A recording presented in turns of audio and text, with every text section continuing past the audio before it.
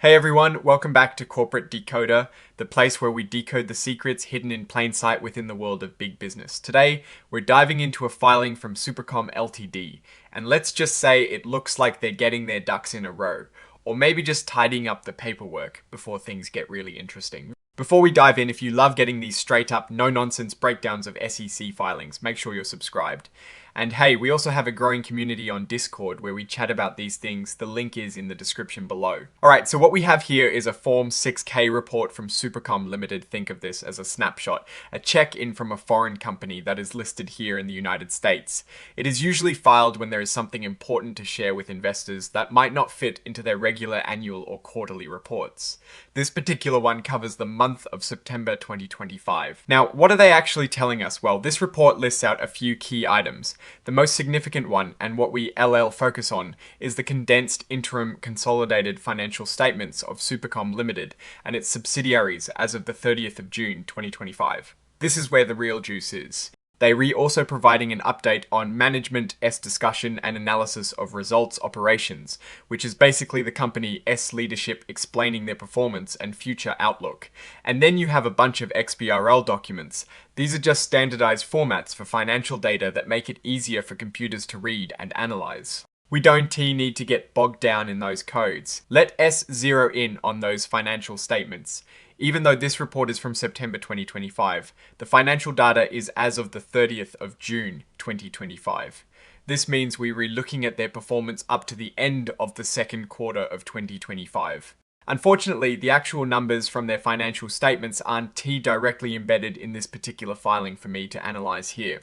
However, based on the structure of a 6K filing like this submitting financial statements, we can infer they are providing an update on their financial health at that specific point in time. If they were presenting a big jump or a significant drop, that would typically be highlighted. This filing seems more like a procedural update presenting their interim financial standing. What we usually look for in these interim statements are key performance indicators. For a company like SuperCom, which is involved in various tech and communication sectors, you want to see things like revenue growth, profitability, and debt levels. For instance, if revenue had increased by 20%, it would mean they are gaining significant traction in the market, perhaps picking up 1 in 5 new customers. If profits were down, we want to understand if it is due to increased investment for future growth or if there are deeper operational issues. Debt is always a critical factor. High debt can put a company at risk, especially if interest rates rise or their ability to generate cash flow falters. Think of it like a household with a big mortgage. It's manageable if income is steady, but a real problem if the job is lost. Following the numbers, the management's discussion and analysis, or MD&A, is where the executives lay out their situation. They explain why the numbers look the way they do and what they plan to do moving forward. This section is crucial for understanding the company's strategy. Are they making bold bets on new technology? Are they expanding into new markets? Or are they facing fierce competition that is squeezing their margins? The MD&A is normally packed with insights into the company's direction, its strengths, and its potential weaknesses. It is their chance to paint a picture, so it is important to read between the lines and see if the story they're telling holds up against the actual financial figures, even if those figures aren't fully detailed in this specific report. The Form 20F box being checked is also noteworthy. This indicates that SuperCom Ltd files its annual reports on Form 20F, which is standard for many foreign registrants. It means they are committed to providing detailed annual financial statements and disclosures to us regulators and investors, which lends a level of transparency. Now, let's step back and look at this filing in a broader context. SuperCom Ltd is known for providing a wide range of products and services related to connectivity and identity solutions. In today, S-World, with increasing reliance on digital infrastructure and a growing emphasis on cybersecurity and secure identification, companies like SuperCom are often in a strong position. However, the tech landscape is also incredibly competitive and fast-moving. Companies that don't innovate quickly or adapt to market changes can be left behind.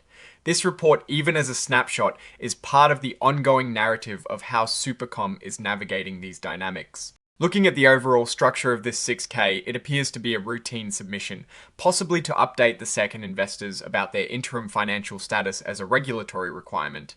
Without the specific financial data within this document, it is hard to do a deep dive into their performance metrics. However, the submission itself signifies SuperCom's ongoing compliance and transparency efforts. Stepping back and looking at these filings, what is the takeaway? SuperCom Ltd is diligently providing its financial updates, ensuring regulatory compliance. While this particular document is a bit of a placeholder for the detailed financial performance, the fact that they are submitting these interim statements on time signals a commitment to keeping stakeholders informed. The true measure of their success, however, will be in the detailed financial reports that follow, showing revenue growth, cost management, and strategic execution in a rapidly evolving technological landscape. The key risks for a company in this sector would be rapid technological obsolescence, increased competition, and the ever-present cybersecurity threats. On the flip side, significant opportunities lie in the growing global demand for connected solutions and secure identity management.